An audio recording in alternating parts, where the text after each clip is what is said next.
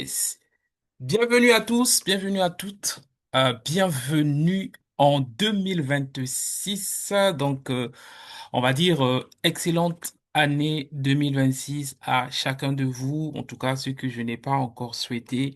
Et vous êtes les bienvenus dans notre deuxième saison. Euh, des ateliers augmentent ta valeur. On a eu la première saison l'année dernière. Je pense qu'on a commencé en septembre, je crois, jusqu'à quasiment novembre, je sais pas, décembre aussi. Donc, on a eu plus de douze sessions. C'était intense. Et donc, on a fait un break tout le mois de décembre. Et là, on reprend avec nos ateliers. Donc, c'est la deuxième saison. Ça va être une vague comme ça de 10 ateliers à peu près sur plusieurs semaines, plusieurs mois. Donc, ça va être intense. Dis à ton voisin, ça va être intense. Ça va être Ok. intense. En tout cas, Ça je va suis être intense. content.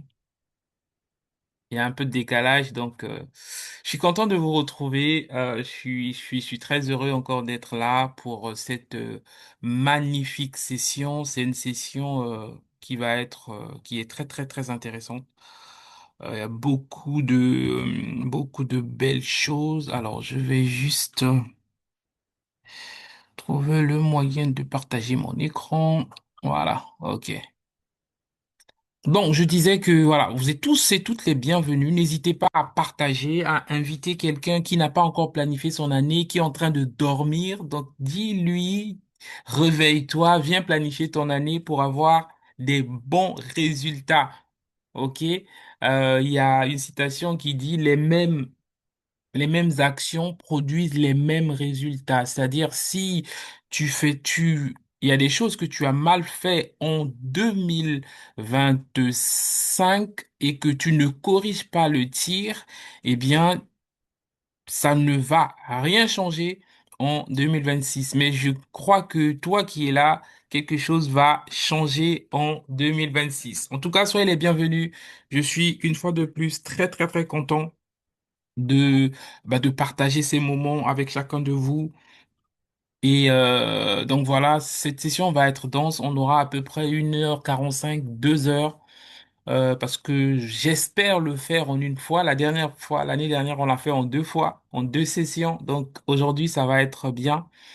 Euh, donc voilà, sans plus tarder, nous allons commencer. Alors, je souhaite la bienvenue à tous ceux qui ne me connaissent pas, tous ceux qui me découvrent. Quelqu'un t'a invité, t'a forcé, t'a même menacé d'être là. Tu es le bienvenu, tu es la bienvenue. Ok.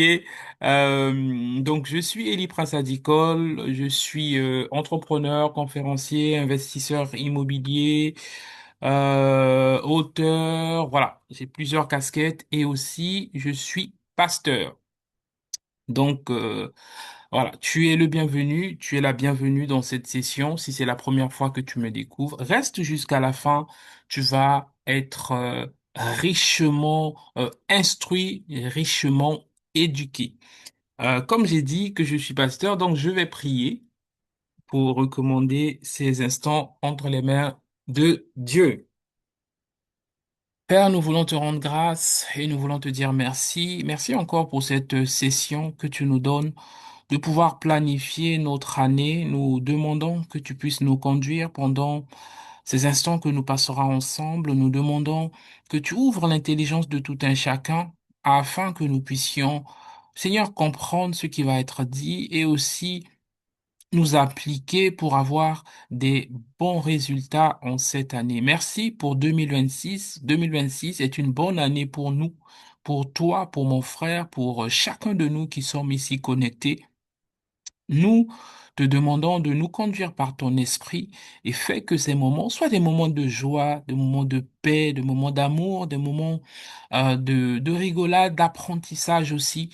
Aide-nous à passer un très bon moment dans ta présence. Merci de ce que tu conduis toutes choses. Inspire les pensées de mon cœur, les paroles de ma bouche, que tout soit inspiré par toi. Dans le nom de Jésus, j'ai ainsi prié. Amen. Ok, donc Une fois de plus, bienvenue. Nous allons commencer session. Cette session. Donc, le thème de notre session aujourd'hui, c'est la première session de l'année. Nous sommes au mois de janvier. C'est comment planifier ton année 2026. Il y en a qui disent, bon, moi, j'ai déjà planifié mon année. Bon, moi, j'ai pas fait, etc. Même si tu as déjà planifié ton année, tu es le bienvenu. Même si tu n'as pas encore planifié, tu es le bienvenu parce que nous sommes encore au mois de janvier et euh, nous allons passer des bons moments ensemble. OK? Euh, donc, comme je disais, ce soir, le programme va être hyper riche, ok? Mais avant de commencer, je voudrais déjà remercier chacun de vous d'être là, d'être venu ce soir, d'être connecté. Et voilà, merci à vous qui êtes là, merci à vous qui nous rejoignez, merci à ceux qui étaient là déjà dès le début, dès le commencement de cette plateforme Augmente ta valeur devient plus. Et donc, c'est pour vous que je suis là, que nous sommes là, l'équipe est là pour vous servir, pour vous apporter de la valeur, afin que vous deveniez des hommes et des femmes de valeur et que votre vie soit des vies que vous puissiez impacter votre environnement et que vous puissiez aussi avoir des résultats sur vos projets, etc. Donc, j'ai dit que c'est la deuxième saison des ateliers Augmente ta valeur, mais cet atelier, je l'ai déjà fait dans un autre cadre l'année dernière, au mois de janvier. Et avant de commencer cet atelier, je voudrais donner la parole à une personne qui a participé l'année dernière.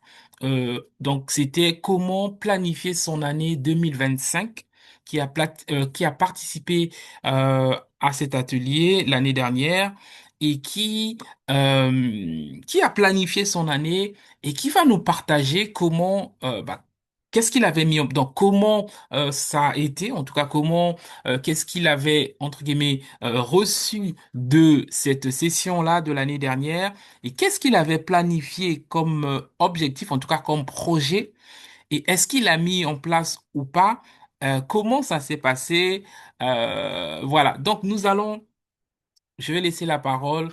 Donc je vais l'accueillir. C'est un frère. Il est étudiant en médecine, donc il est très très calé. Hein. C'est pas n'importe qui. Ne sois pas jaloux.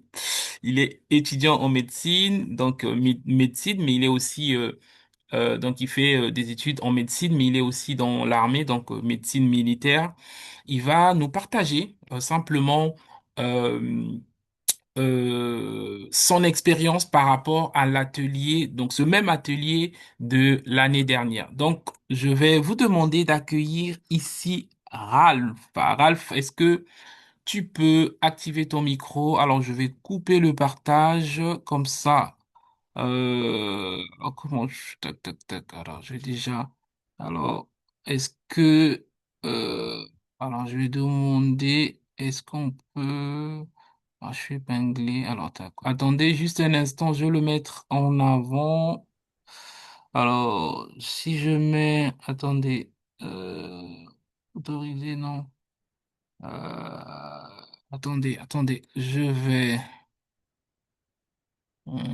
couper le partage. Ok, très bien, je coupe le partage, je supprime, voilà. Et donc, je laisse la parole à Ralph qui va nous faire un témoignage du fait qu'il a participé l'année dernière. Mettre en avant. Comment je le mets en avant? Voilà. Je l'ai déjà fait. Ok, c'est bon. Très bien. Donc, Ralph, on te laisse la parole. Est-ce qu'on peut l'encourager? Faites du bruit pour Ralph. Bonsoir à tous, j'espère que vous allez bien, j'espère que vous m'entendez.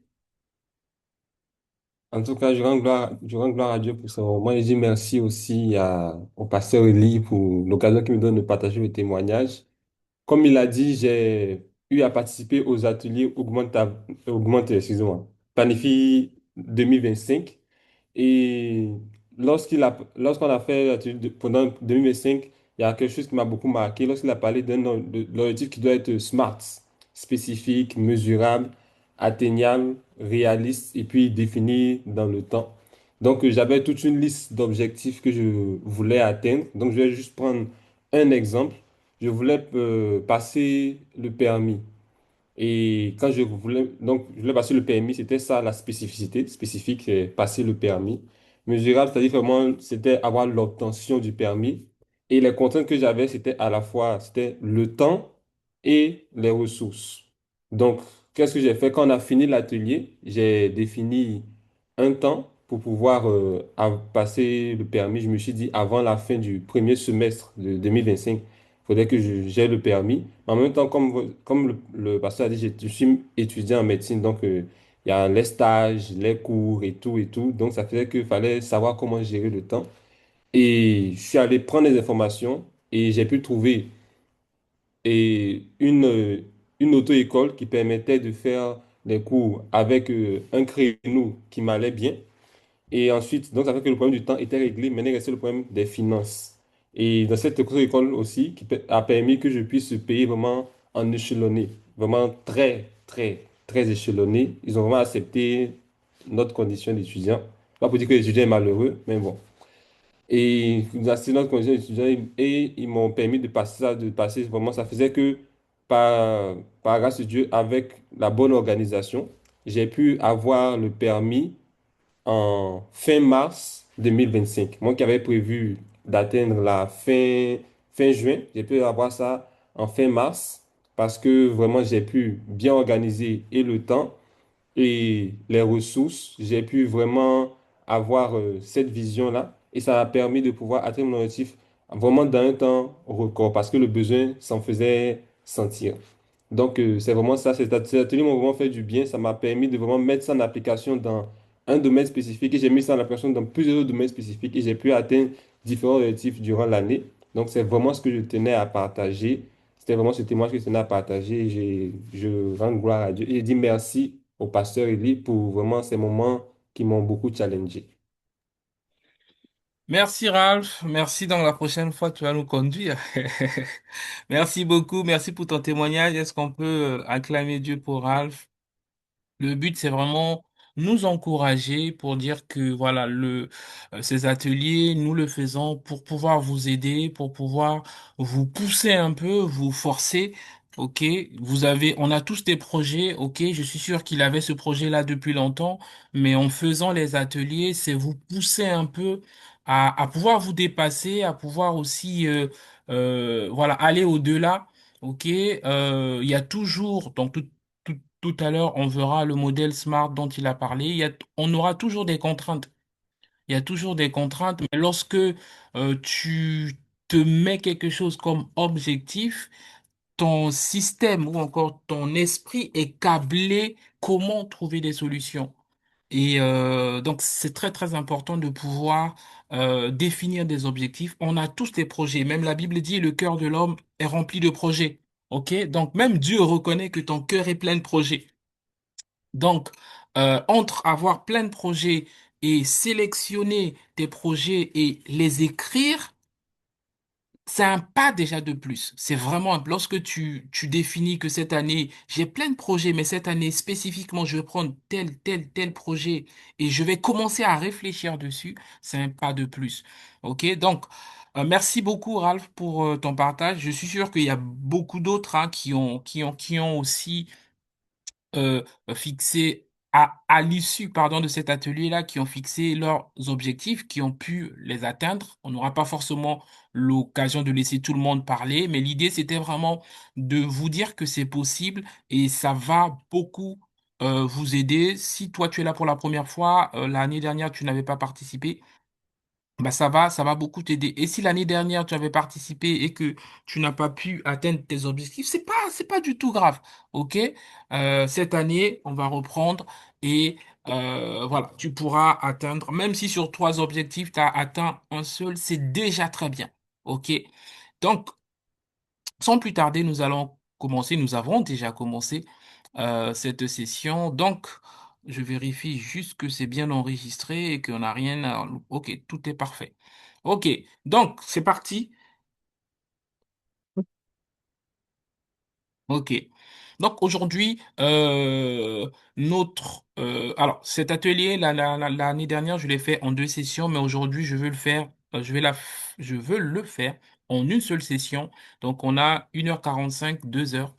Voilà, j'espère que je vais aller à l'essentiel. Ok, donc je vais partager trois éléments. Je vais partager trois principes euh, fondamentaux, hein, c'est ça.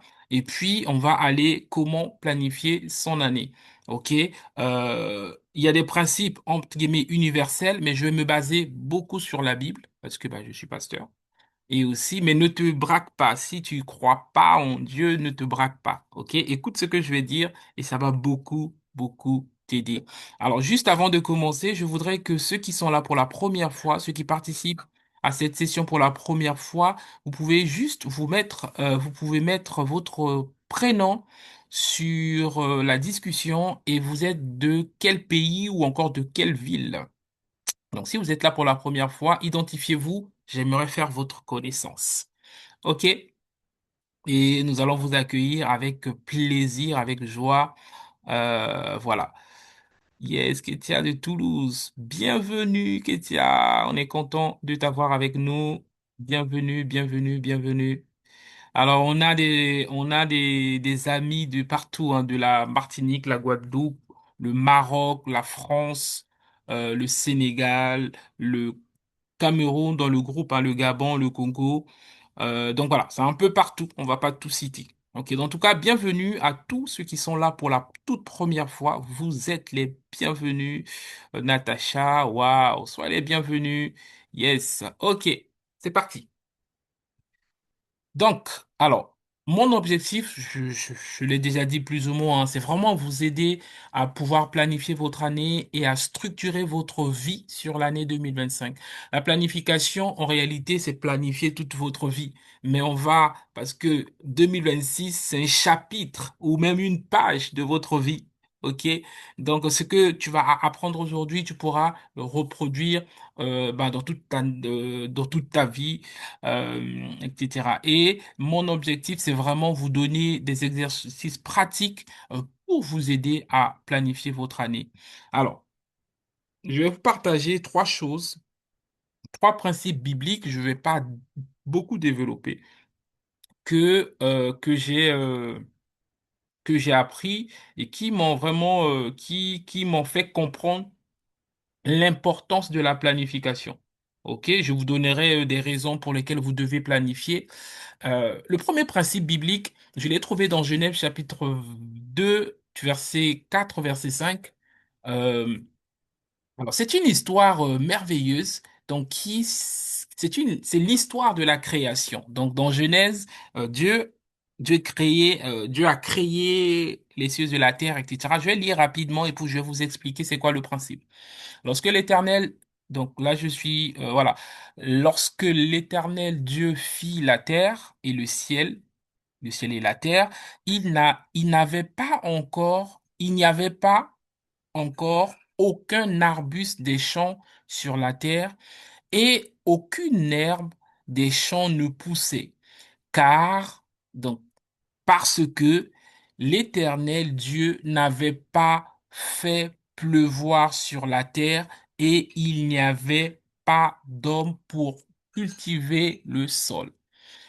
La Bible nous dit que Dieu avait créé les cieux et la terre, etc.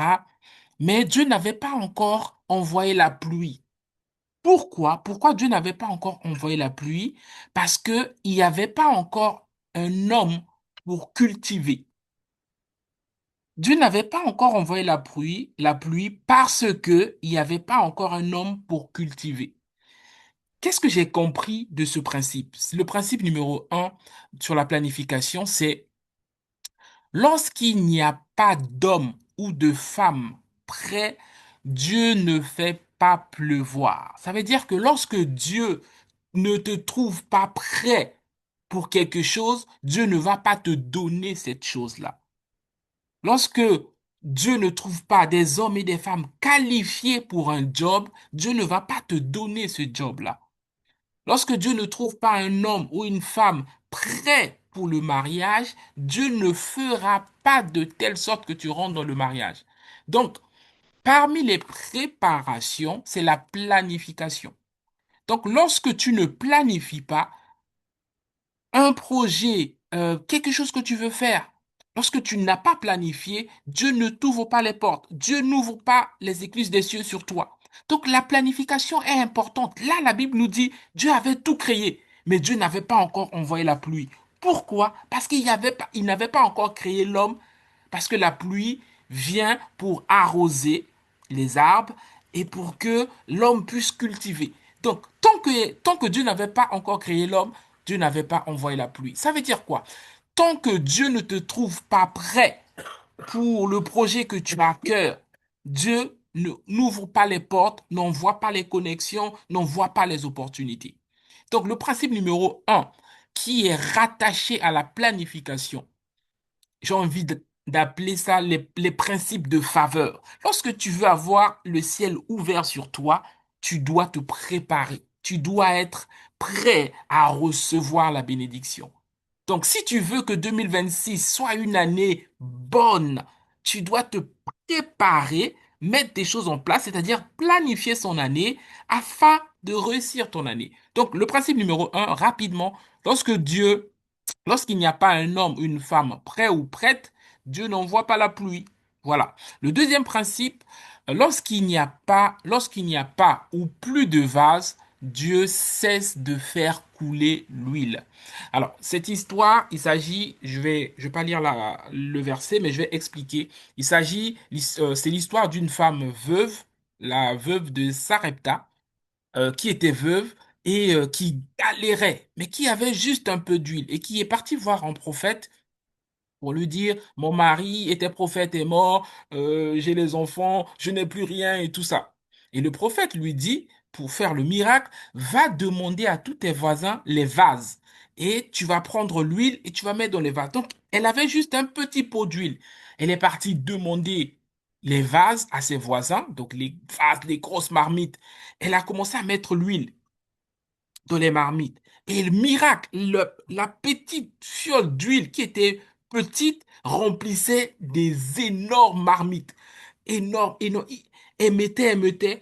Et lorsqu'il y avait plus de vase, la Bible dit que l'huile s'est arrêtée. Ça veut dire quoi? Ça veut dire que lorsqu'il n'y a plus de vase, lorsque tu n'as plus d'espace, Dieu arrête d'envoyer la bénédiction dans ta vie. C'est-à-dire lorsque tu n'as plus planifié, lorsque tu ne planifies pas, tu ne fais rien, Dieu n'envoie rien. Parce que Dieu ne gaspille pas ses dons. Dieu ne gaspille pas ses dons. Tu dois comprendre ce principe. D'où la planification est importante. Tu dois être précis, précise dans ce que tu veux. Parce que lorsque tu crées un cadre, tu permets aux anges d'agir. Tu permets à Dieu de continuer à envoyer l'huile. C'est bizarre. Le miracle s'est arrêté parce qu'il n'y avait plus de vase. C'est bizarre. Donc, c'est un principe important. Tu dois comprendre. Lorsque tu ne planifies pas, Dieu ne n'envoie pas la bénédiction. Tu dois planifier. Tu dois t'asseoir et lister ce que tu veux voir concrètement avec Dieu cette année. Et le troisième principe, rapidement, avant de rentrer pleinement dans le sujet, plus la vie, plus ta vie est rangée, plus Dieu peut faire des miracles avec toi. Plus ta vie est rangée, plus Dieu peut opérer des miracles avec toi. Je me souviens, en tout cas, je vais vous parler de l'histoire. On peut le trouver dans Luc chapitre 9, verset 14 à verset 17, que je ne vais pas lire. Jésus, un jour, était en train de prêcher à la foule. Il a prêché pendant longtemps. Jésus faisait des sermons de longtemps, 5 heures, 6 heures toute la journée. Et à la fin, il a fini de prêcher. Il y avait la foule, les gens avaient faim. Et les disciples ont dit à Jésus, laisse-les aller chercher à manger dans la ville d'à côté. Ils étaient dans un désert, donc ils étaient loin. Jésus a dit, non, non, non, donnez-leur vous-même à manger. Et là, mais il commence à gratter la tête, mais comment on va faire? On n'a pas à manger. Et il y avait un petit garçon qui avait, combien? 5 pains et 2 poissons, c'est ça, hein. Et on a dit, mais on n'a que ça. Ils ont présenté à Jésus. Jésus leur a dit, La première chose que Jésus leur a dit, c'était magnifique. Il leur a dit, faites-les asseoir par rangée de 50. Faites-les asseoir par rangée de 50. Ils firent ainsi et les firent tous asseoir. Jésus prit les 5 pains et 2 poissons et leva la main vers le haut. Il a prié, etc. Il a dit de leur donner. Donc, avant de faire le miracle, Jésus leur a demandé de leur faire asseoir sur les rangées de 50. Pourquoi? Avant un miracle dans ta vie, tu dois mettre de l'ordre. Ici, on voit très clairement que Jésus a demandé à ce qu'on mette de l'ordre avant de faire le miracle. Pourquoi il faut mettre de l'ordre? Parce que Jésus leur a dit de leur faire asseoir dans un rangée de 50. Ça veut dire que on va leur mettre 50 par 50. En les faisant asseoir, ils pourront compter. Ils pourront savoir qu'on a 10 rangées de 50. Donc, on a 500 personnes, par exemple, ou on a 100 rangées de 50, on a 5000 personnes, par exemple. Pourquoi tu dois d'abord ranger avant le miracle? Ça va te permettre de comprendre que le miracle, c'est-à-dire, lorsqu'ils vont ranger, voilà, je reviens, lorsqu'ils rangent, ils comptent. Et donc, lorsqu'ils sauront qu'il y a, par exemple, 5000 personnes, ils savent que 5 pains et 2 poissons ne peuvent pas nourrir tout le monde. Donc, lorsqu'il te pose, il compte.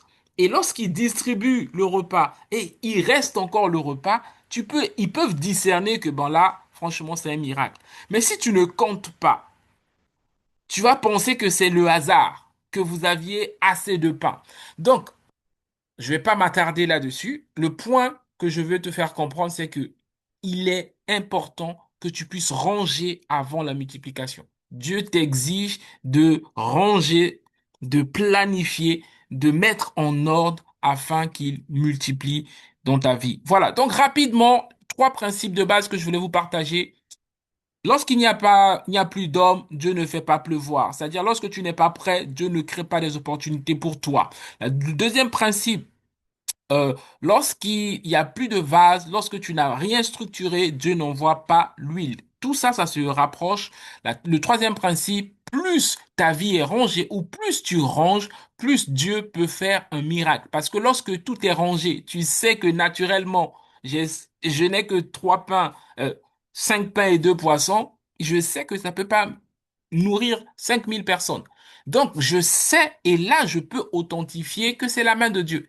Si ta vie n'est pas rangée, tu ne pourras pas discerner que ça, c'est un miracle, ça, c'est le hasard.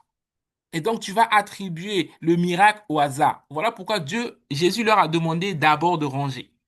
OK? Donc, voilà ce que je voulais vous partager. Est-ce que c'est bon pour vous? Est-ce que c'est clair pour vous? Est-ce que ça vous aide? Amen, amen. Est-ce que ça vous aide? Yes, OK, yes. magnifique. Amen. Wow. Yes. Donc là maintenant, on va commencer. Je voulais juste vous donner ces 3 principes. C'est très très important. On va parler de la planification, mais je voulais vous montrer l'importance de la planification. C'est pas juste un petit vœu. Bon, cette année, je veux me marier. Non, c'est beaucoup plus que ça. Si tu veux te marier, tu dois désormais te comporter comme un homme disposé à être marié, comme une femme mariable, comme une femme qui est déjà mariée. Tu dois porter le costume de là où tu veux aller. C'est pas, tu ne peux pas vouloir te marier et vivre ta vie de jeune garçon célibataire, de jeune fille célibataire. Non, non, non. Lorsque tu aspires au mariage, ta vie doit changer. Tu dois commencer à mettre certaines choses en ordre. OK? Bon, c'est pas le thème de notre atelier. On va revenir sur notre atelier. Pourquoi est-ce si important? Alors, déjà, OK. Pourquoi est-ce si important de pouvoir planifier ton année? J'ai 12 raisons que je veux vous donner. Alors, vous me connaissez déjà, hein. Moi, j'ai toujours une boulette, une liste de points. Donc, attachez vos ceintures. Dis à ton voisin, attache ta ceinture, nous allons décoller. Attache ta ceinture, nous allons décoller. Donc, 12 points, 12 raisons pour la... C'est important de donner les raisons. Parce que si vous donnez pas les raisons, les gens vont pas comprendre que c'est important de planifier. Donc, je vais vous donner 12 raisons 12 raisons pour lesquelles tu dois planifier ton année. La première raison, c'est que lorsque tu planifies ton année, ça te permet de clarifier ta vision et tes objectifs. Lorsque tu as planifié, tout devient clair dans ton esprit. Lorsque tu n'as pas planifié, tu sais pas où tu vas. OK? Alors, pour cette partie, vu que je vais condenser tout, faire en une seule session aujourd'hui, je lirai pas tous les versets. OK? Donc voilà, ne vous inquiétez pas, vous pourriez repartir sur la rediffusion sur la chaîne pour écouter. Donc Habakkuk nous dit, écris la vision. Donc tu dois écrire tes objectifs. Lorsque tu écris tes objectifs, la raison numéro une, c'est ça va te permettre d'avoir une vision claire. Cette année, je veux ça. Par exemple, 2025, un de mes objectifs, c'était de traduire un de mes livres dans dans une nouvelle langue. OK? Tu dois avoir, mais c'est un objectif global. Dans ma vision globale, tous mes livres doivent être traduits en anglais, en français. Non, c'est déjà en français. Oh, miséricorde. En anglais, en espagnol, en mandarin. Ça, c'est ma vision de la vie. OK? Mais chaque année, je vais dire, cette année, je voudrais que ce livre soit traduit en espagnol. Je voudrais que ce livre soit traduit en anglais. Donc, bien que j'ai cette vision-là globale, mais je vais prendre un projet et je vais le mettre dans l'année. OK? Et donc, 2025, mon livre est sorti, un de mes livres en tout cas est sorti en espagnol. Et donc, je remercie en passant la traductrice officielle. Donc, voilà. Les 12 raisons, on revient sur les 12 raisons. La deuxième raison pour laquelle tu dois planifier ton année, c'est parce que ça te permet de maximiser ton temps et ton énergie. Ça t'évite de gaspiller du temps. Ça t'évite d'aller de gauche à droite. Lorsque tu sais ce que tu dois faire, très souvent, tu es focalisé. OK? Donc, pourquoi tu dois planifier ton année? Parce que ça va t'aider à pouvoir maximiser le temps et éviter le gaspillage du temps. OK? Donc, la Bible nous dit rachetez le temps, etc. OK, je vais pas lire les versets comme je vous ai dit. La troisième raison, ça permet d'augmenter ta productivité. Lorsque tu as planifié, tu vas, par exemple, tu es étudiant, tu commences ton année en septembre, tu sais que tu as des partiels en janvier. Tu n'attends pas décembre pour commencer à réviser. Tu planifies ton semestre et ça te permet de travailler progressivement et ne pas stresser le jour J. OK? La quatrième raison, ça permet de réduire le stress et l'incertitude. OK? La raison pour laquelle on planifie, ça va t'éviter le stress. Lorsque tu n'as pas planifié, parfois tu es hyper stressé parce que tu n'as pas planifié. OK? La cinquième raison, ça te permet de rester motivé et discipliné. Tu vois, chacun de nous a plein de projets. Je sais que toi aussi, tu en as plein. En tout cas, si tu es comme moi, tu en as plein. Mais lorsque tu prends un projet dans ta longue liste, tu le mets dans l'année, ça te pousse bon, là, cette année, il faut que j'ai mon permis. Comme Ralph, cette année, il faut que j'ai mon permis. Ça te motive. Et là, tu te projettes. Waouh, d'ici décembre, je vais commencer à conduire, je vais louer une voiture. Ah, ça va être cool. Je me vois déjà conduire. Donc là, tu te projettes. Je me vois déjà conduire ou je me vois peut-être lancer ce projet. Je me vois déjà lancer ce business, commencer à avoir des premiers clients, les premiers euros, les premiers dirhams les premiers dollars. Donc, je me vois déjà. Donc, lorsque tu écris un objectif, ça crée une motivation en toi. Ça crée quelque chose. Ça crée quelque chose. Ça, ça te pousse, quoi. Ça crée une motivation. OK, donc c'est important. La sixième raison pour laquelle tu dois planifier ton année, tu vas mieux gérer tes finances et tes ressources. Lorsque c'est planifié, tu sais que cette année, j'ai décidé de mettre de côté tant. Je vais m'arranger et je vais plus faire comme à certains coins du monde. Je fais la fête, les enfants vont aller louer. Non, ça c'est une mauvaise mentalité. Donc, dès que tu as planifié, ça va te permettre de savoir, ah, j'ai planifié, tous les mois j'ai tant, je vais essayer de mettre ça parce que j'ai tel projet. L'exemple de permis, ou j'ai un projet de voyager, etc. Donc, je vais commencer à mettre de côté et ne pas attendre l'été, par exemple, pour prendre le billet parce qu'en été, eh ben, les billets explosent. Donc, ça te permet d'arriver sereinement dans ce que tu veux réaliser. Et ça te permet aussi voilà, de ne pas être pris au dépourvu. La septième raison pour laquelle tu dois planifier ton année, ça crée un équilibre entre ta vie professionnelle et ta vie personnelle. Beaucoup d'entre nous, parfois, on a plusieurs activités. Ok, pour ceux qui sont mariés, je suis mari, donc père de famille. Je travaille en même temps. Je suis entrepreneur. Je suis pasteur. Je suis grand frère, grand enfant de. Donc j'ai plusieurs rôles. Lorsque je planifie, ça me permet d'avoir une vie équilibrée. Ne pas être stressé. On t'appelle à gauche, on t'appelle à droite. Tu commences à être là. Ouf, j'en peux plus parce que, en fait, tu n'as pas planifié et tu as une vie déséquilibrée. OK? Donc, la planification nous permet d'avoir une vie équilibrée, ne pas être essoufflé. OK? La huitième raison pour laquelle tu dois planifier, parce que ça te donne une direction claire. Par exemple, imaginons, tu es dans une ville A, tu veux aller dans une ville B qui est au nord. Quelqu'un vient avec une belle voiture, tu dis, ah, poto, allons dans la ville C qui est au sud. Du moment, toi, ton objectif est clair, tu as planifié de partir sur la ville B au nord, tu dis, mon gars, ta voiture me semble très très belle, mais moi, je veux aller dans la ville B, pas dans la ville C. Lorsque tu as planifié, ta direction est claire. Les gens ne peuvent pas t'emmener. Mais lorsque tu n'as pas planifié, quelqu'un va te dire, dans ton cœur, tu veux aller au nord. Quelqu'un va te dire, viens, oh mon pote, viens avec moi. On va au sud. Tu as dit, bon, ah, écoute, c'est Dieu qui a permis, hein, on y va. Tu te retrouves dans le sud alors que c'est pas l'endroit où tu voulais aller. Donc, lorsque tu planifies, ça te donne une direction claire et ça te permet de rester focus. Quelqu'un toute sollicitation qui ne va pas dans la direction dans laquelle tu vas dire non, merci. Euh, c'est bien, mais non, je peux pas, quoi. Tu vois? Mais par contre, si tu vois une personne, ton pote, qui vient te dire, viens avec moi, je vais dans la direction B, tu vas dire, ah, là, Dieu m'a visité parce que je voulais partir dans la direction B. Il est en voiture, il va m'aider à aller vers ma direction. Donc, l'importance de planifier, ça te permet de garder le cap. Les gens ne vont pas t'embrouiller. OK? Et entre parenthèses aussi, quand tu veux te marier, tu dois savoir quel type de mari tu veux, quel type de femme tu veux. Comme ça, quand il va venir, tu vas voir que lui, il va dans la direction C. Quand tu vas dans la direction B, tu dis, mon gars, tu es trop mignon pour moi. Mais moi, je vais dans la direction C. Toi, continue ta route.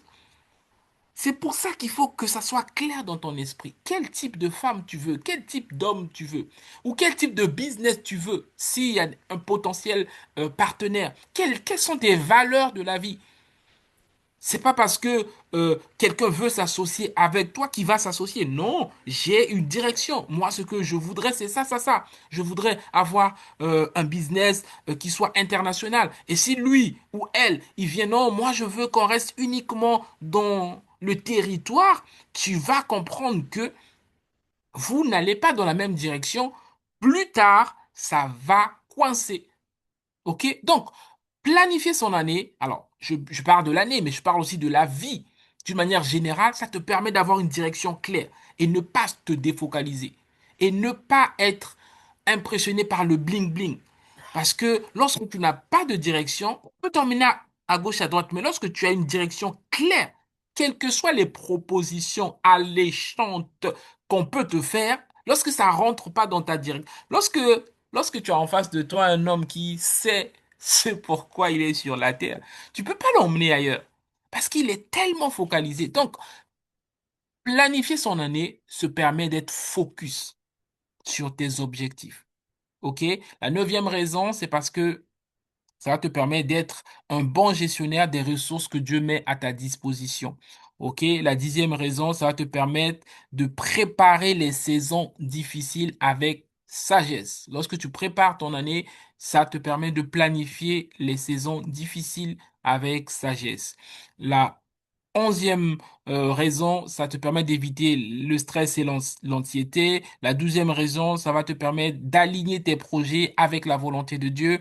La treizième raison, j'ai mis 12, mais je vous donne un bonus. Hein, ça va t'aider à être un modèle de discipline et d'excellence. Donc voilà les raisons. Tu as 13 raisons pour lesquelles tu dois planifier ton année. OK? Alors, est-ce que vous êtes prêts pour planifier votre année? Amen. Alors, je vais regarder un Amen. peu le chat. Qu'est-ce qui se Oui, dit oui, là-bas? oui. Alors, je vois ici, C'est oh my chaud. God. Alors, je vois My le God. feu. Aïe, aïe, aïe, aïe, aïe, je vois le feu par ici.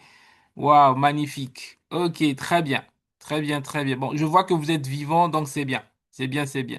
Je vois que vous n'avez pas encore quitté, donc c'est bon. Ok, c'est parti.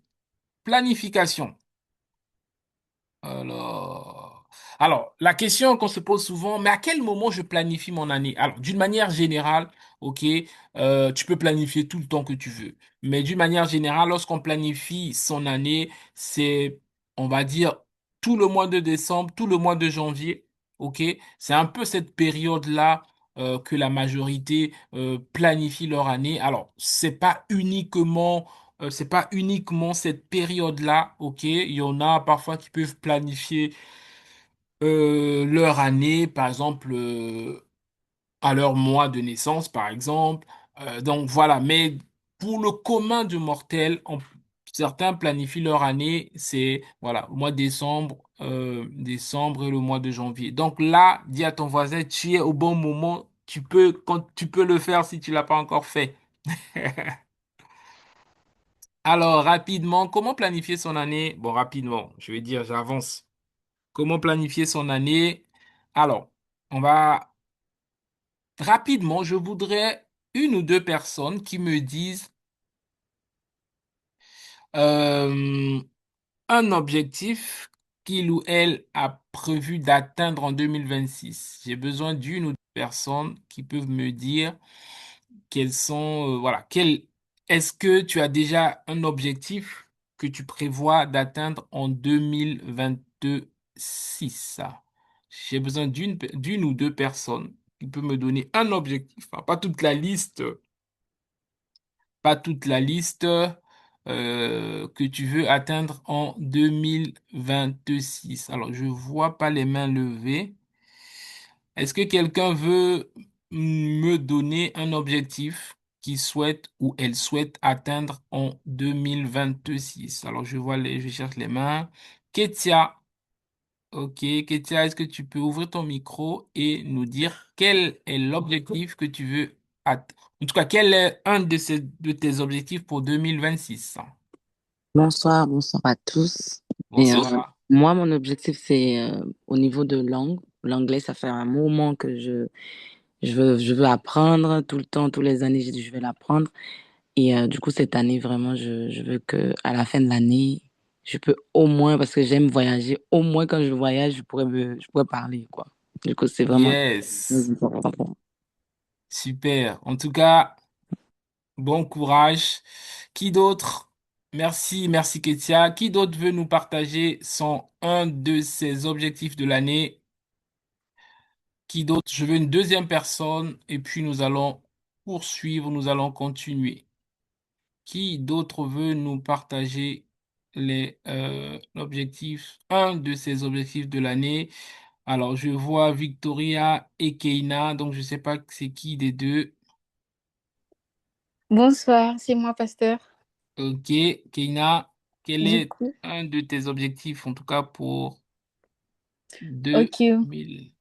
moi, un de mes objectifs de cette année, c'est aussi par rapport à l'anglais, c'est de faire l'examen de le TOEIC qui prouve qu'on est bilingue. Ok, donc tu veux passer le TOEIC. Oui, c'est ça. Waouh, très bien. Magnifique. Ok. Bon, en tout cas, cette année, c'est l'anglais, hein. Haha. En tout cas, c'est très bien, c'est très bien. Merci beaucoup. On va continuer. Ok, merci en tout cas d'avoir joué le jeu. On continue. Alors, on va commencer. Cet atelier est pratique. Fini la théorie, hein, les 12 points, c'est fini là. Les 12 points, c'est fini. Dis à ton voisin, les 12 points, c'est fini. Maintenant, tu vas passer à la pratique. Tu vas passer à la pratique maintenant. Donc, comment planifier son année? On a plusieurs points. Le premier point, c'est déjà faire le bilan de l'année dernière. Alors, les gens, ils aiment pas le bilan. on n'aime pas trop le bilan. Moi, je suis chaud pour planifier l'année 2026. 2025, 2025 est mort et enterré. Non, non, non, non, non. Même s'il est mort et enterré, tu dois faire le point. Tu dois faire le point sur ton année 2025. Il y en a qui n'aiment pas, il y en a qui ont, voilà, qui sont pas bien. C'est pas grave. En fait, c'est hyper important pour te permettre de voir ce qui n'a pas été, pour l'améliorer et de voir aussi ce qui a été pour perpétuer. OK? Donc, l'étape, on va dire, pour commencer la planification, c'est vraiment faire le bilan de l'année dernière. OK? Donc, toute bonne planification commence par le bilan de l'année précédente. Alors, rapidement, pourquoi faire un bilan? Parce que ça te permet d'identifier les réussites et les apprentissages ou encore les échecs. Mhm. OK? Et ça te permet aussi de repérer les blocages, les points qui ont fait que tu n'as pas pu réaliser tes objectifs. OK? Et de voir aussi ce qui peut être amélioré. OK. Donc, je vais demander à l'équipe. Bon, vous les aurez à la fin. On va aller. L'exercice numéro un, c'est de pouvoir remplir la fiche bilan. Donc, j'ai fait un exemple ici pour vous aider, mais vous aurez ces tableaux-là vides ou avec des exemples. Donc, action immédiate, tu dois remplir la fiche bilan de voilà, identifier 4 améliorations à apporter en 2026. Alors, par exemple, voilà. Donc, il y a plusieurs catégories. Tu pourras mettre les catégories que tu veux, mais moi, j'ai mis carrière ou études, j'ai mis santé, j'ai mis finance, j'ai mis spirituel, vie spirituelle. Donc, tu vas mettre ici, pour l'année 2025, sur la partie carrière ou études, qu'est-ce que tu as eu? Quelle a été les réussites? Est-ce que tu as eu une promotion pour ton travail? Est-ce que tu as été avancé ou tu es passé dans un nouvel échéant? Est-ce que tu es passé en classe supérieure? Donc, tu vas mettre ici les réussites. Donc, ici, alors, je ne sais pas si vous voyez ma souris. En tout cas, ici, cette colonne, vous allez mettre les réussites. Ce qui a marché en 2025, donc l'année précédente. OK? Par exemple, au niveau santé, quelqu'un pourrait dire, voilà, j'ai perdu 5 kilos parce que ça faisait partie de mes objectifs, etc., etc. Ensuite, ici, sur cette deuxième colonne, c'est de, c'est de, c'est de, c'est de mettre quels a été les défis. Lorsque tu voulais passer en classe supérieure, quels a été tes défis? Est-ce qu'il y a eu des modules qui étaient hyper compliqués? Ah bon, désolé, hein, je donne beaucoup d'exemples pour les étudiants, je ne sais pas pourquoi. Est-ce que tu as dû passer en rattrapage, etc. Pourquoi? Tu dois connaître les défis, tu dois connaître les endroits où ça a beaucoup fait mal pour pouvoir soit tirer des leçons, soit l'améliorer plus tard. OK? Par exemple, une personne qui avait prévu de perdre 10 kilos, mais la personne a perdu 5 kilos, quel a été le problème? Le problème, c'était le manque par exemple, de constance. OK? Ben, je voudrais aller à la salle 2 fois par semaine, mais j'ai commencé au bout de 45 jours, mi-février, j'ai commencé à partir une fois, mars, j'ai abandonné. Donc, quel a été les défis? C'est le manque de constance. OK? Qu'est-ce que j'ai appris? J'ai appris que je dois intégrer le sport dans ma routine. OK? Donc, c'est important de voir même les endroits où vous n'avez pas réussi et quels ont été les défis. OK? Et comment vous pouvez, vous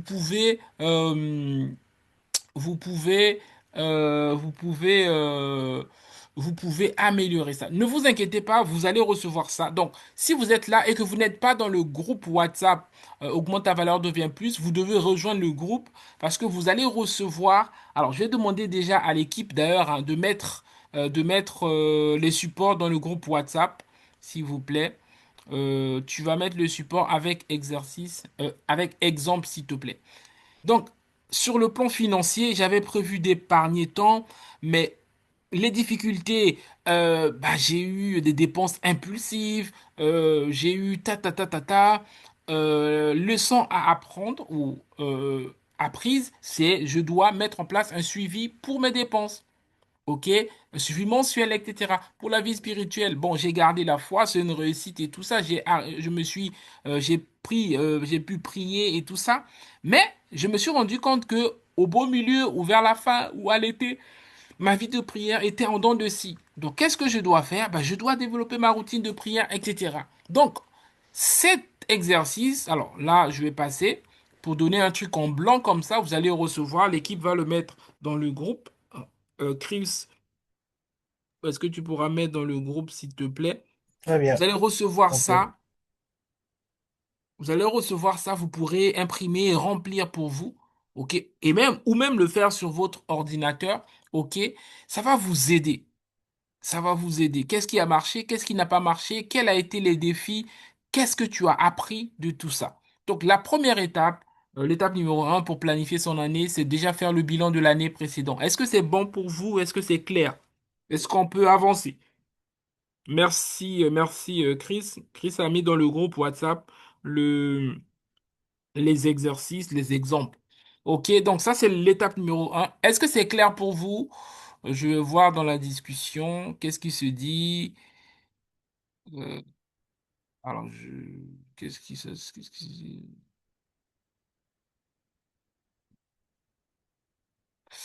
Ok, bon, très bien. Donc, là, la première étape, c'est voilà, faire le bilan.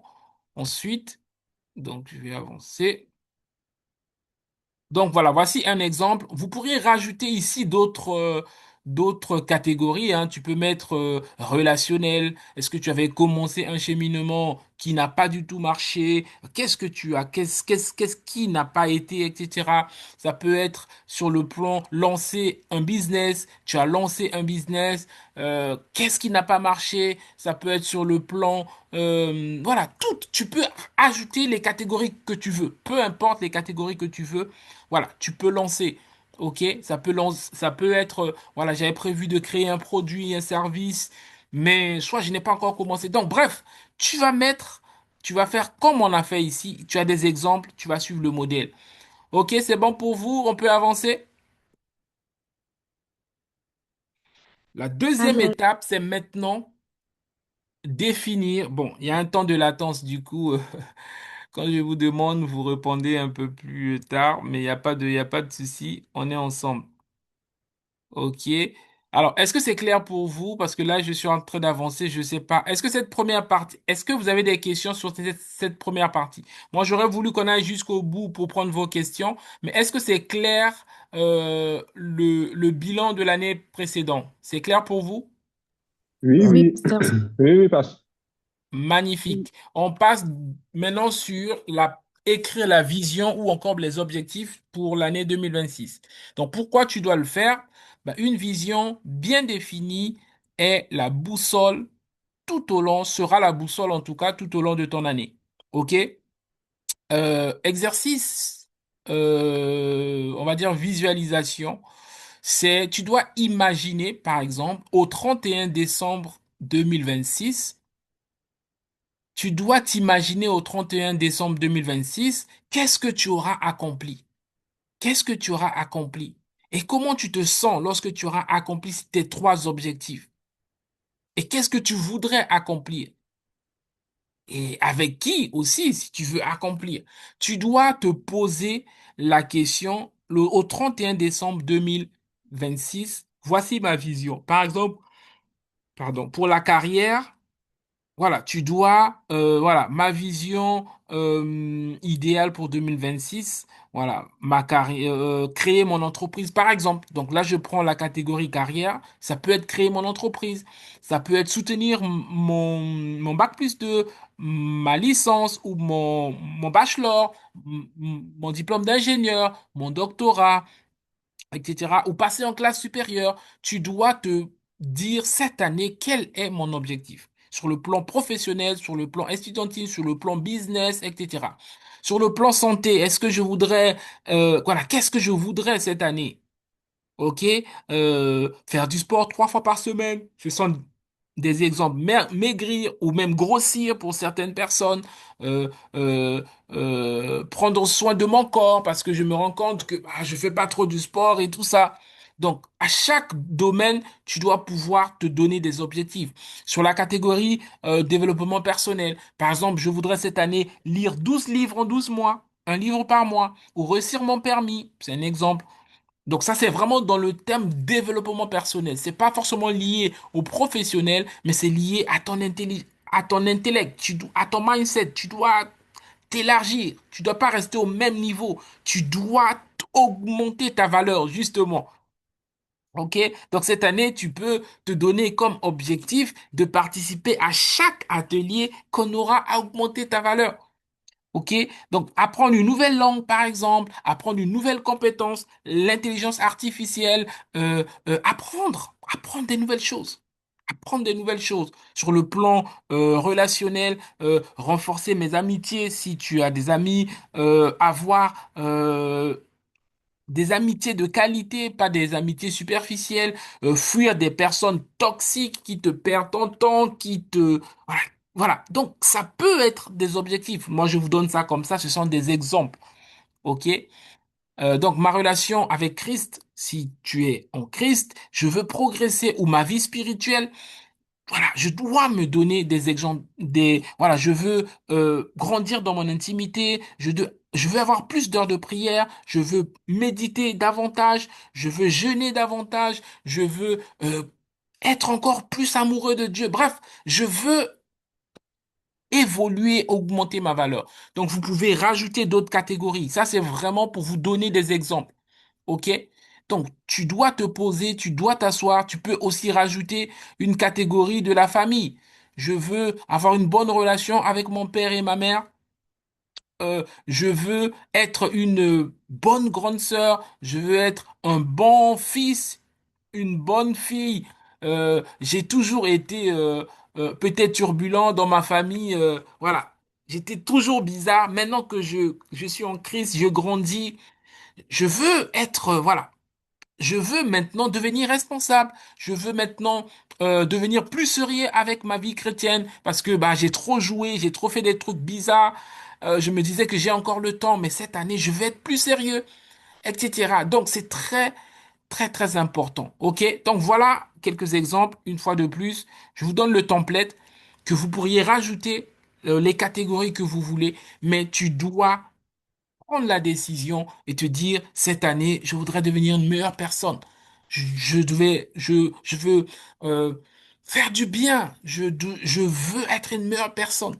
Donc, tu vas définir ta vision sur tous les domaines qui te viennent à cœur.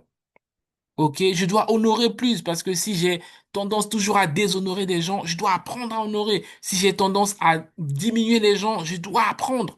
Si j'ai tendance à ne pas m'aimer, je dois apprendre à m'aimer aussi. Donc, tu peux mettre n'importe quelle catégorie. Ça peut être estime de soi sur le plan du développement personnel. Je dois devenir de plus en plus humble parce que je suis trop orgueilleux. Je dois devenir de plus en plus, je dois travailler ma prise de parole en public, je dois travailler mon humilité, je dois travailler mon écoute parce que je parle beaucoup, je n'écoute personne. Donc, je dois travailler, je dois m'améliorer. Tu dois t'améliorer. Tu ne dois pas arriver au 31 décembre 2026 comme tu es rentré au 1er janvier 2026. Non, ça, jamais. Ok, les amis? Donc, je vois que dans la discussion, ça chauffe là, mais bon, ça passe trop vite, je peux pas lire. Donc, vous avez ça dans l'exemple donné. Donc, on avance. Donc, la deuxième étape, c'est, voilà, le pouvoir. Et la troisième étape, donc ça, c'est une première version. Tu dois écrire aussi ta vision personnelle de la vie. Alors, je vais vous donner un exemple. Là, tu as fait la vision de l'année, ok? La vision globale un peu de l'année. Tu dois écrire ta vision de la vie. Voici un exemple. Alors, je l'ai donné sur deux versions. Voici la première version. Tu dois prendre une feuille ou même cette feuille-là, tu vas l'imprimer. Tu dois écrire sur le plan professionnel. Par exemple, tu mets ton prénom, voici ce que tu dois devenir. Ça, c'est pas uniquement pour 2026. Ça, tu peux le faire sur 5 ans, sur 3 ans, sur 5 ans. Tu mets ton prénom sur le plan professionnel et lis, voici ce que tu dois devenir. Donc, tu vas lister ce que tu veux devenir. Sur le plan spirituel, voici ce que tu vas devenir. Tu mets ton prénom, tu mets ce que tu veux. Voilà, tu dois devenir un très bon pasteur qui est rempli de compassion, rempli d'amour, qui prend soin de l'œuvre que le Seigneur l'a confiée. Tu dois encore aller plus puiser dans des révélations, tu dois encore aller plus méditer la parole, etc., etc. Sur le plan marital, voilà, voici ce que tu dois devenir. Bon, si toi, t'es pas encore marié, bah, tu dois te préparer pour rencontrer la bonne personne, tu dois te préparer pour toi-même déjà être la bonne personne, etc., etc. Si tu es déjà marié, tu dois travailler pour être un bon mari, tu dois travailler pour être une bonne épouse, tu dois devenir un mari aimant, un mari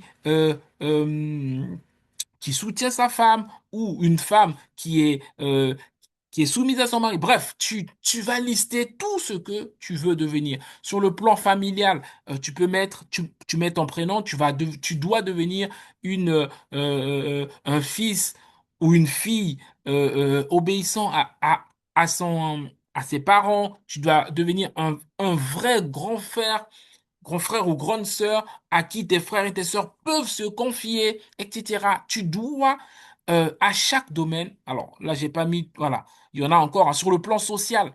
Quel est l'impact? Quel est l'impact que tu voudras avoir sur le plan social? Voilà, je voudrais inspirer le maximum de personnes. Je voudrais écrire des livres qui touchent des personnes. Je voudrais avoir un impact euh, sur plusieurs cultures, les francophones, les lusophones, les anglophones. Je veux avoir un impact sur toutes ces formes de culture, ok? Ou je veux avoir un impact sur telle sphère d'influence. Voilà, ça peut être dans la politique, ça peut être dans l'économie, donc, et les affaires, ça peut être dans la culture et les arts. Je veux avoir un impact dans tel domaine. Sur le plan du ministère, quel est le couloir où Dieu m'a positionné sur le plan de caractère? Je dois devenir une meilleure personne. Je ne peux pas dire acceptez-moi tel que je suis. Non, je veux devenir une meilleure personne. Donc, j'ai identifié quelqu'un a identifié que bon, je suis pas très patient, je m'irrite un peu tout le temps. Alors, je veux devenir patient, je veux devenir amour, je veux devenir sage, je veux devenir intelligent sur le plan émotionnel. Je veux travailler mon intelligence émotionnelle. Je me fais toujours embrouiller par des faux types. Ça veut dire que émotionnellement, tu es instable. Donc, tu dois travailler sur ta stabilité émotionnelle. Toutes ces choses, tu dois définir ça. Ensuite, alors, aussi sur le plan d'accomplissement personnel, sur les 3 ans, sur les 5 ans, qu'est-ce que je dois devenir?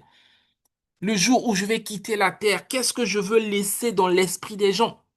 Qu'est-ce que je veux laisser dans l'esprit des gens?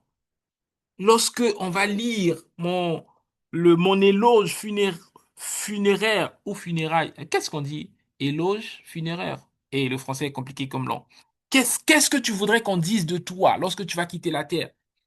Il a été un homme qui a marqué sa génération. Elle a été une femme qui a impacté sa génération. Qu'est-ce que tu voudrais qu'on dise de toi? Et c'est maintenant. C'est pas lorsque tu seras vieux, vieille. OK? Donc, tu vas écrire. Ça, c'est vraiment sur le plan global. C'est pas uniquement pour l'année. Tu dois écrire ce que tu voudrais devenir. OK? Donc, alors, ça, c'est une première version, mais c'est la même chose. Je l'ai mis en version claire. Ton voisin aime quand c'est bien clair comme ça. Voilà, mais tu dois travailler dessus, tu dois travailler pour toi. Donc la première partie, c'est pour l'année, mais cette partie, c'est pour, j'ai envie de dire, pour la vie. Tu dois tu dois te voir le jour où je quitterai la terre. Qu'est-ce que tu veux qu'on dise de toi? Il a été un amoureux de Dieu. Il a travaillé pour Dieu. Il a brisé les barrières. Il a transformé les mentalités. Il a transformé les systèmes. Il a révolutionné notre nation. Il a transformé l'économie de notre pays. Il a transformé le système éducatif de notre pays. Il a transformé le système sanitaire de notre pays, il a transformé l'armée, je sais pas moi, il a transformé, il a lancé, voilà, il a transformé l'économie du pays ou de la région, peu importe, de la ville si tu veux, peu importe. Qu'est-ce que tu veux qu'on dise de toi le jour que tu quitteras la terre? Qu'est-ce que tu voudrais qu'on dise de toi? Qu'est-ce que tu voudrais qu'on dise de toi le jour où tu quitteras la terre? C'est maintenant, les amis. C'est maintenant, c'est pas demain. Il faut le voir, il faut le rêver.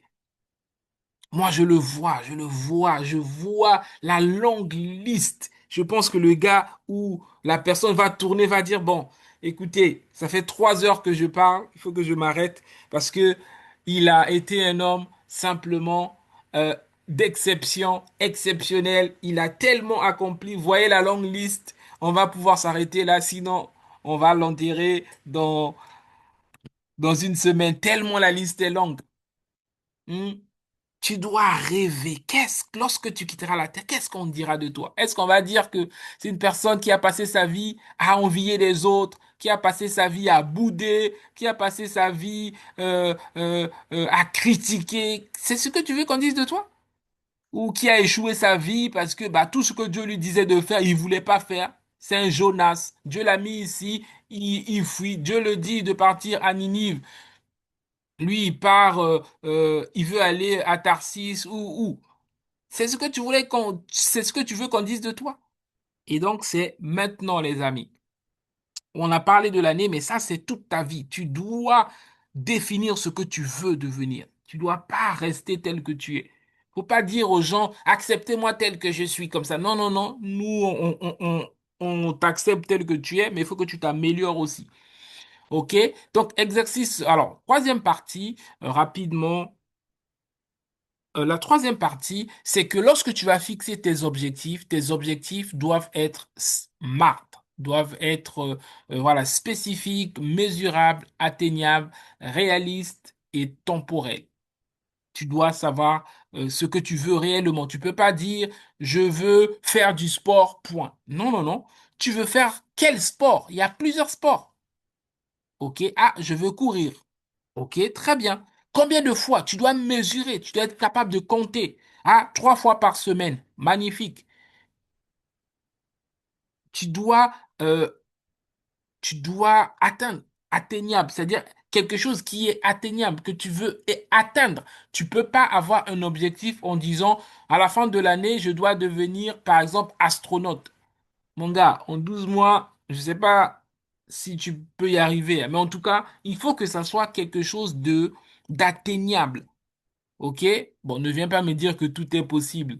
Je sais que tout est possible, mais je te dis que ton objectif, tu, tu dois avoir les capacités pour pour le réaliser. Ok? Tu prends pas des objectifs qui sortent, voilà, qui sont entre guillemets irréalisables, quoi. Ok? Est-ce que c'est réalisable? Est-ce que c'est réaliste? Oui, je prends un coach, par exemple, dans le cadre du sport. D'ici quelle période, d'ici quel temps je veux le faire? Bah, d'ici le mois de juin, par exemple. OK, donc ça, c'est un objectif SMART, c'est-à-dire c'est un objectif qui est spécifique. Mon objectif, c'est de faire du sport. Mais quel type de sport? Jouer au golf ou faire de la natation ou faire du footing, courir ou faire du marathon, etc. Donc, ça, notre objectif, c'est faire du sport, mais quel sport? Courir. Donc ça, c'est spécifique, mesurable. Combien de temps? Tant de temps par semaine, etc. OK? Donc vos objectifs que vous allez définir doivent être smart, doivent être spécifiques. Vous devez être spécifique. Tu peux pas avoir des objectifs comme ça, global. Ouais. Non, non, non. Tu dois être spécifique dans tes objectifs. Et tu dois être mesurable. Tu dois être capable de mesurer. Tu peux pas dire, mon objectif cette année, c'est de réussir. Mais réussir à quoi? À quoi? Comment? En fait, tu dois être capable de mesurer et que ça. OK. Est-ce que c'est clair pour vous? OK?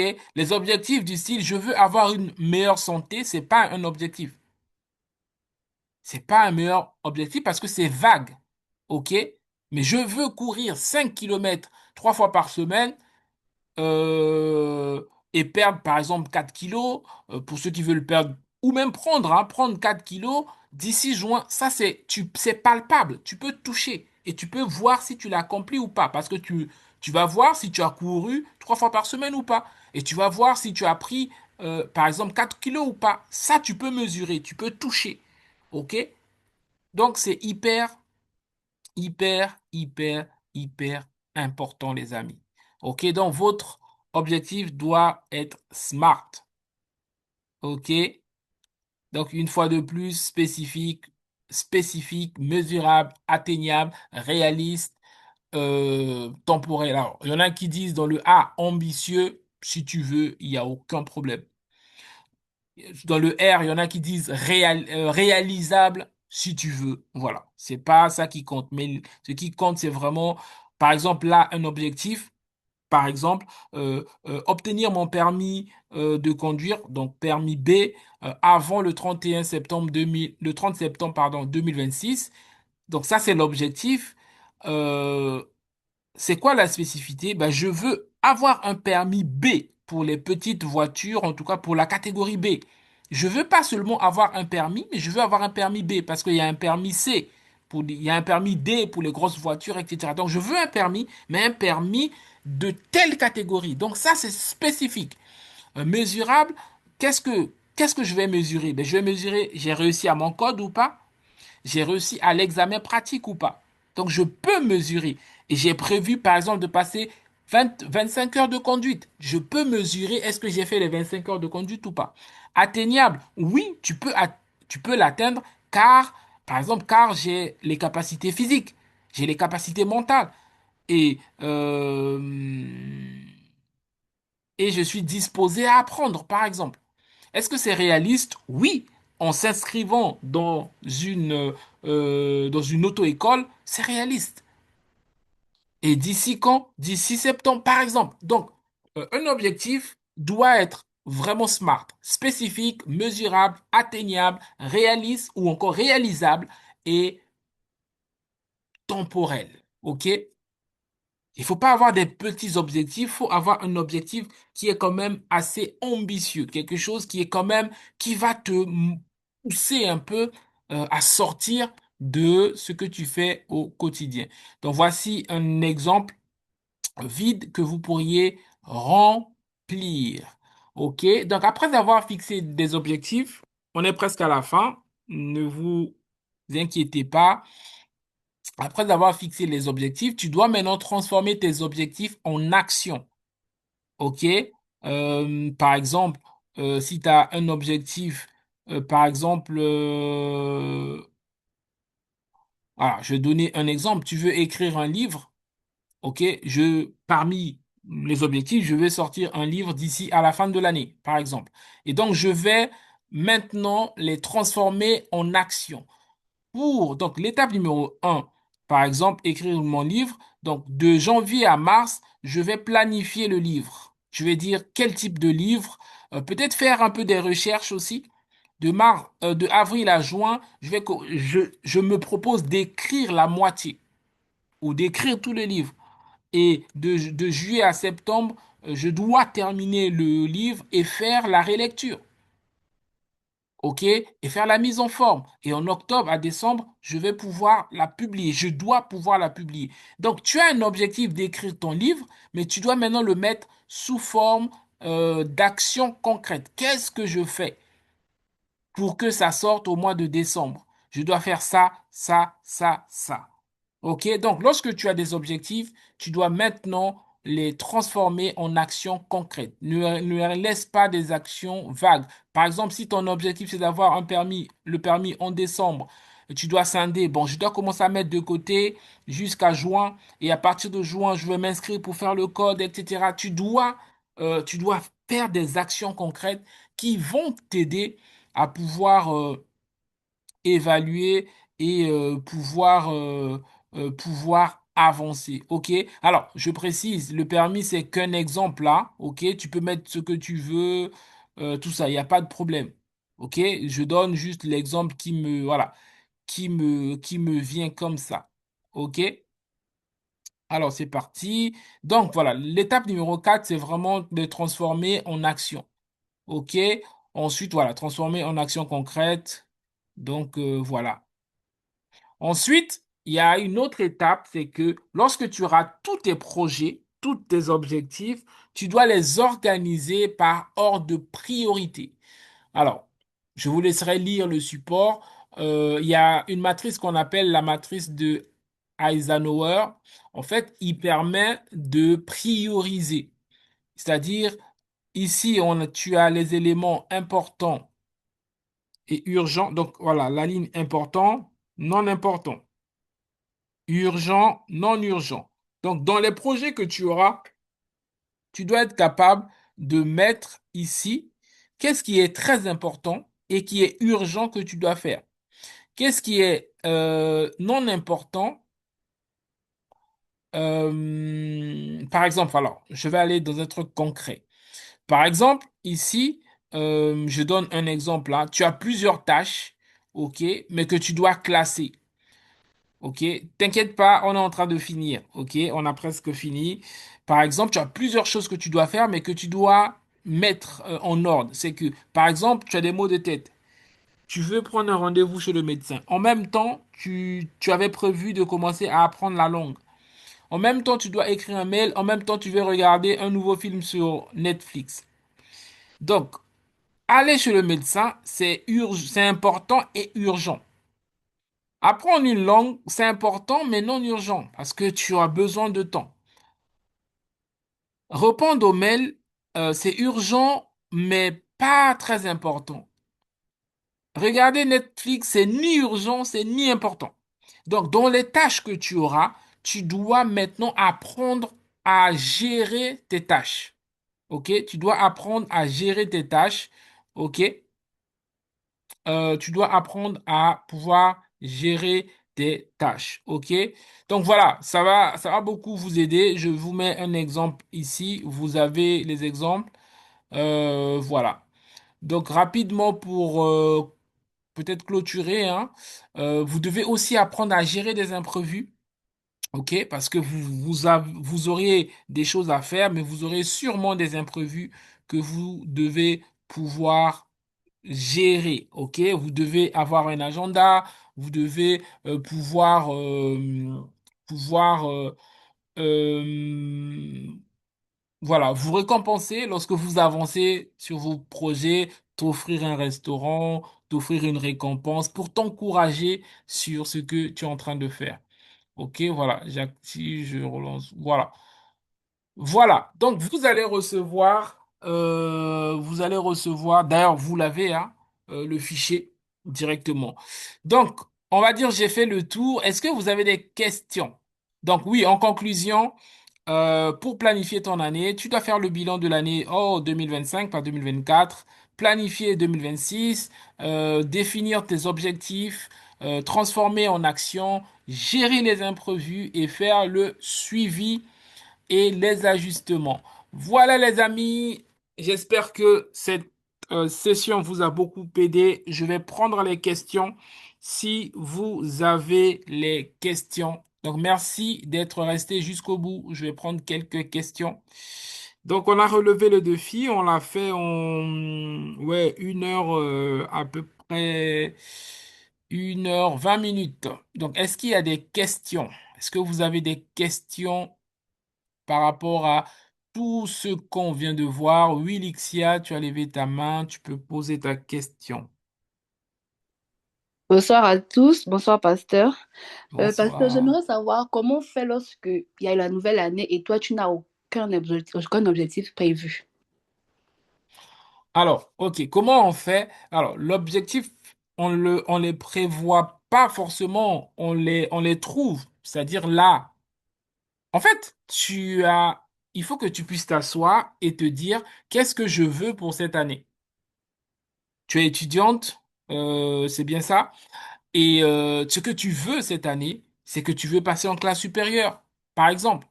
Ou pour d'autres, je veux valider, non, je veux soutenir mon bac+2, mon bac+3, mon bac+5, etc. Donc, en fait, les objectifs, c'est quoi? C'est simplement ce que je veux pour cette année. C'est aussi simple que ça.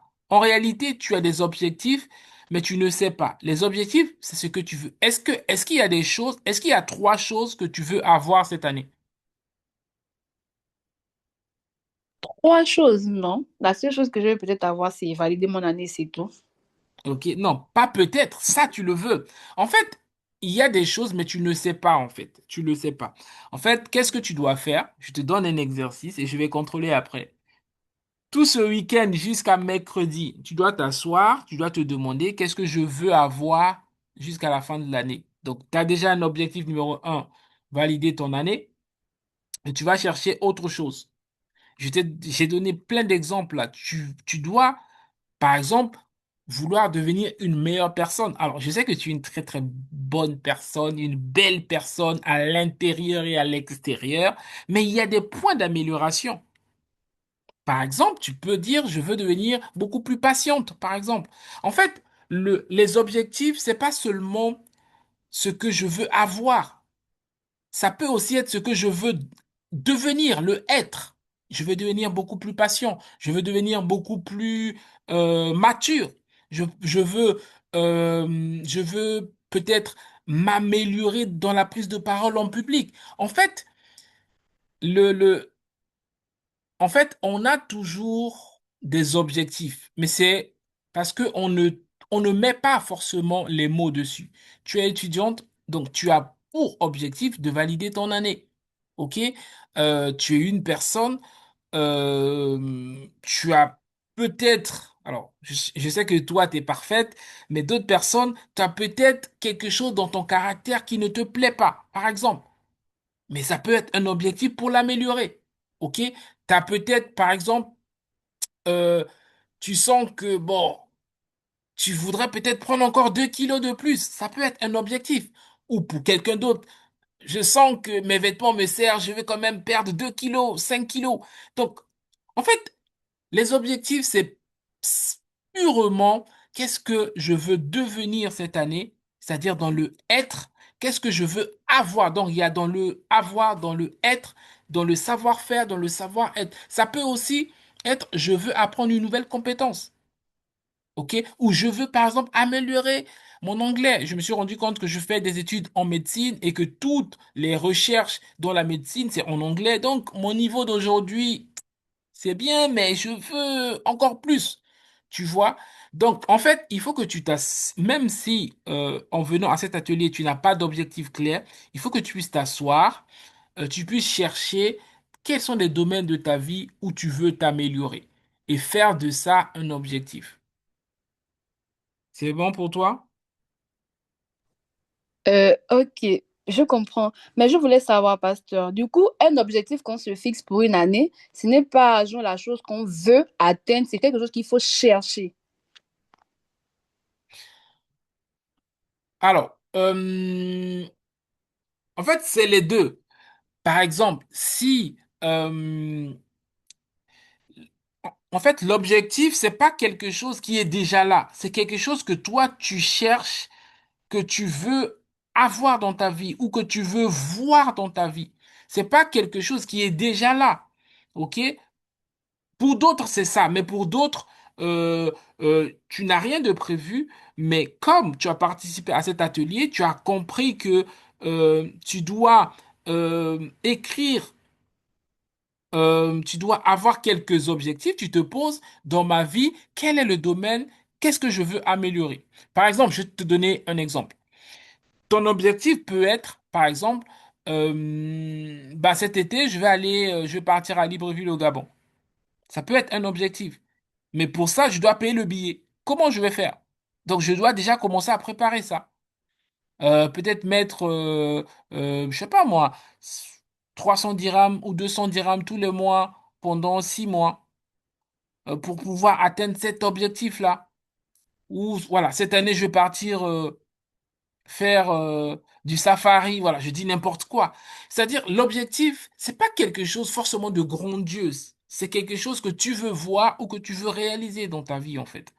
Tu vois? Et c'est pas quelque chose que tu as déjà, c'est quelque chose sur lequel tu te dis, bon, cette année, j'aimerais faire ça. Et je mets ça comme objectif. Je mets ça comme faisant partie de mes objectifs. Je sais pas si c'est clair pour toi. Oui, c'est beaucoup plus clair maintenant. Et aussi, on peut avoir quelque chose qu'on avait depuis longtemps, qu'on n'a jamais fait aussi, qu'on peut décider de mettre cette année comme objectif aussi. D'accord. Merci beaucoup, pasteur. De rien. Est-ce qu'il y a d'autres questions?